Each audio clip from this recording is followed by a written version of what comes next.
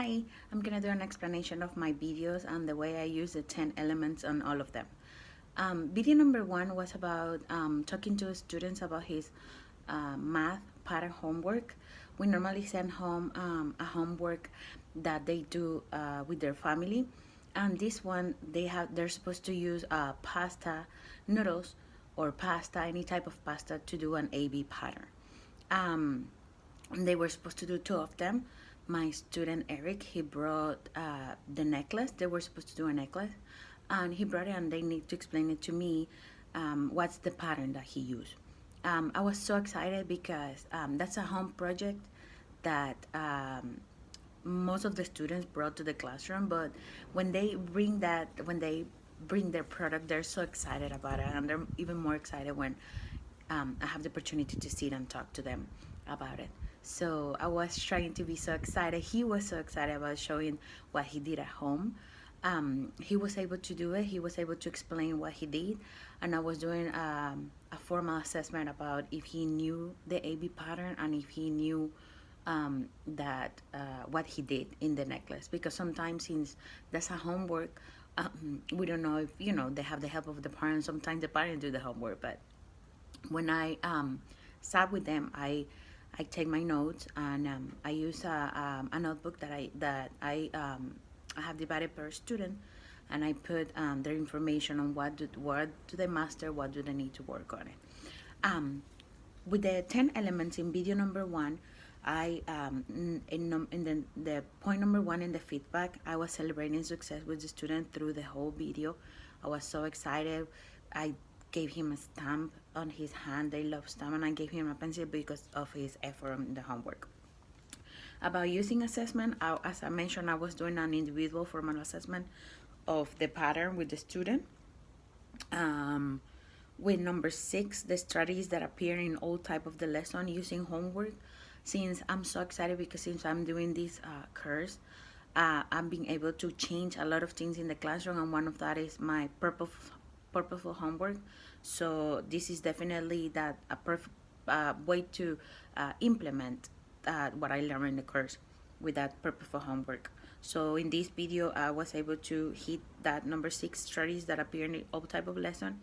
And also, by using engagement strategies, I was demonstrating my intensity and enthusiasm. I try to be, to change my voice. With pre-K students, you need to demonstrate that you're happy and that you are excited about it. Or if you're upset, not upset, but if you're sad, you try to, let them know with your face expression and with the way you talk to them.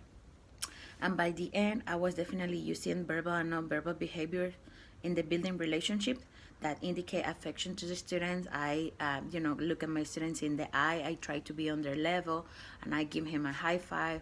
So I think I hit that point in this video. About video number two. In video number two, we were learning the letter of the week, the letter B. And I normally play a video about the letters, so my students had the opportunity to see more things that start with the letter. And in this video, or with this particular letter, I had the idea of bringing them bubbles. In Spanish, we say burbujas.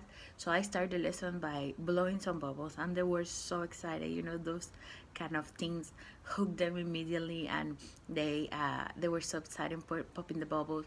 And then we have the opportunity to do the sounds of the letter and make the connection with something that they already know, because something that they play with. So it's easy to make the connection about the letter of the week. Then we have the opportunity of model. I had the opportunity to model how to write the uppercase letter B. We do the uppercase and then the lowercase, using words that they know, like do a stick and then do two big bellies, something fun that they get engaged, and they also remember when they have to do on their own. So I modeled that for them, and then they had the opportunity to came to the board and draw it. Another thing is that something that I learned in this course is about when I play the video, I have to stop and explain to the students. I have to chunk the information. I have to explain to the student step by step what are we doing, instead of playing the whole video and then come back and ask my students. I need to check for understanding. That's something that I learned in this course, and I'm applying it in my classroom. Well, with the 10 points, again for feedback, I was definitely celebrating success. We all were trying to make the kids, feel good when they came to the board and they draw. We do a chant for them, or we make an applause, or we do a roller coaster or something to make the kids feel special because of their effort coming to the board and doing a great job. Um, I was also with the number three, conducting direct instruction lesson. As I mentioned, I was chunking the content by into digestible bites. I was, stopping the video, checking for understanding, explaining every point of the video to my students. I was definitely helping my students processing new information with the example, for example, of the bubbles, when they had the opportunity to, see that the letter that we were learning was connected to the burbujas, to the bubbles. And I was helping students record and represent knowledge when they came to the board. So it's not just the sound and the bubbles, it's, the way that you trace the letter to the letter that you're learning. In point number four, conducting practicing and deepening lesson, I was helping my student by practicing the skill of writing the letter B, and also helping them see similarities and difference from the we were, for example, in the video, when we were looking at things that start with the letter B, we were trying to find them. For a student, that phonological awareness, you need to develop that by giving them examples. And I think with this um, lesson, I was able to do that. But we need to practice a lot, since they're kindergarten students. They need to see it at least 6 times to be able to remember. Also, point number six, about using engagement strategies.